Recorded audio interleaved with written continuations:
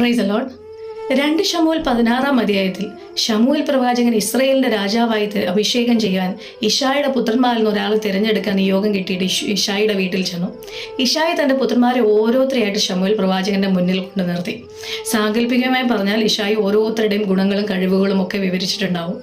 ശമൂവേൽ പ്രവാചകൻ ഇവരെ ആരും തിരഞ്ഞെടുത്തില്ല. അവസാനം ചോദിച്ചു, ഇനിയും നിന്റെ പുത്രന്മാരിൽ ആരെങ്കിലും ഉണ്ടോ, എല്ലാവരും ആയോ എന്ന് ചോദിച്ചു.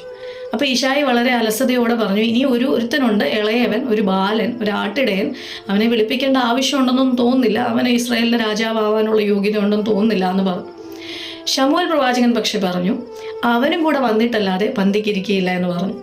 അങ്ങനെ മനസ്സോടെ ഇശായി ദാവീദിനെ വിളിപ്പിച്ചു. ദാവീദിനെ കണ്ട മാത്രയിൽ കർത്താവ് ശമൂവേൽ പ്രവാചകനോട് പറഞ്ഞു, ഇവനാണ് ഇസ്രായേലിലെ രാജാവായി അഭിഷേകം ചെയ്യുവാൻ യോഗ്യനെന്ന് പറഞ്ഞു. അങ്ങനെ അവനെ അഭിഷേകം ചെയ്തു. ഇതുപോലെ എല്ലാ കുടുംബത്തിലും നാട്ടുകാർക്കും കുടുംബക്കാർക്കും